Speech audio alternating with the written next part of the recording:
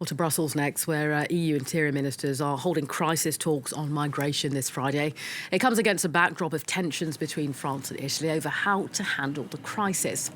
Well, European capitals say they're increasingly concerned about new pressure on sea routes from North Africa and overland through the Western Balkans. Amid Russia's invasion of Ukraine, the EU says it's bracing itself for many more war refugees. Well, let's talk more about migration. Sara Prestianni is of the Asylum and Migration Program of EuroMed Rights. She joins us from Brussels.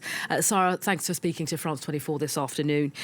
This meeting then in Brussels this afternoon, taking place just 2 weeks after those rather tense exchanges between France and Italy. How much do you think that those tensions are likely to impact the outcome of today's meeting?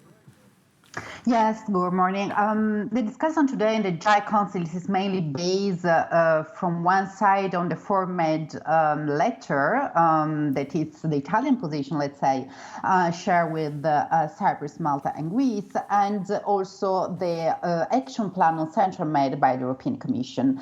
We are very boring in terms related to the possible conclusion of this Dry Council, because mainly what they are all asking is to increase the collaboration with third countries such as Libya, Egypt, Tunisia, countries that clearly are not democratic states and have no control of their territory.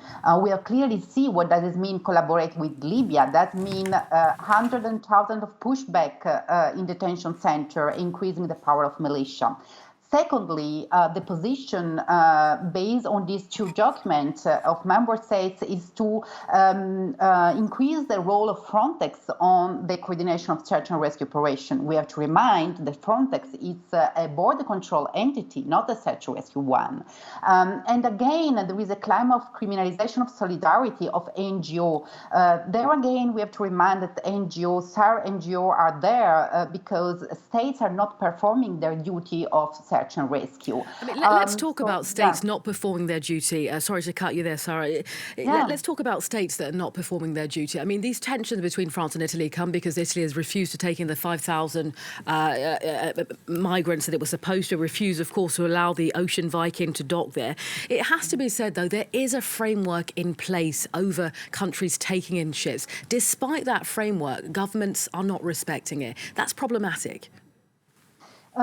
First of all, when we speak about search and rescue is finalized in a port of safety, the most near port of safety. In this case, it was Italy. So there is a clear instrumentalization by Italy to stop search and rescue NGO and not providing support to migrants at board, to all migrants and refugees on board.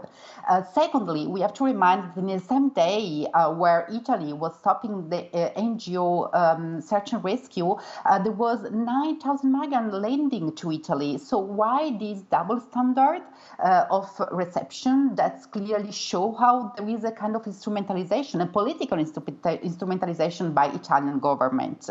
And again, the relocalization must be, of course, mandatory, but must not be negotiated in such context. They have to be negotiated in other context and not based on the life of people that have been just rescued, have been suffering violation in Libya, and have the right to land in a country where must be hosted and must be in a reception center and not in a boat. Sara, when they do arrive, the question of asylum has been a big one. We've seen here recently in France with people arriving and there not being the, let's say, the things in place to properly have their applications processed. This remains an issue in France, but in also other countries that are supposed to be welcoming migrants.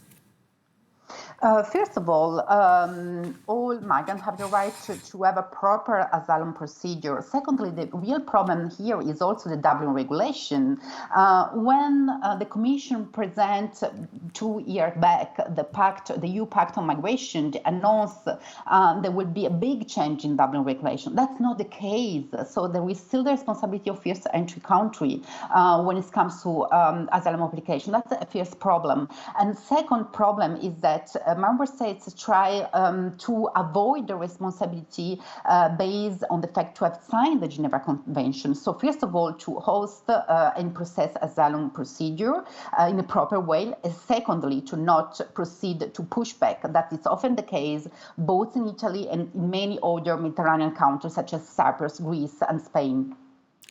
I mean, just a final question for you, Sara, and it feels, you know, these questions kind of reminiscent of questions we've had in 2015, in 2016, where, you know, there were incredibly high numbers of people having this perilous crossing to try to get to Europe. What kind of mechanisms can be put in place where, you know, people are less wanting to head to Europe and risk their lives ultimately to get there for what we've just said is often very poor reception? Yeah, as you say, as you mentioned, we have seen that some situation in 2011, in 2018 and 2015. The only way to avoid that people risk their life in a boat is to open legal pathway. For asylum seekers, for migrants. That will be the only way to decrease the number of arrivals by boats. And also because what is very worrying in this case is not the number of arrivals, it's the number of deaths in the Central Med and in all the Mediterranean region. So opening legal pathway boats will avoid this situation at borders, but also will avoid the increase of number of deaths that is becoming a tragedy all across the Mediterranean region. OK, yeah. Sara Prestianni, the head of Migration and Asylum Program at EuroMed Rights. Thanks for sharing your thoughts with us on France 24 today.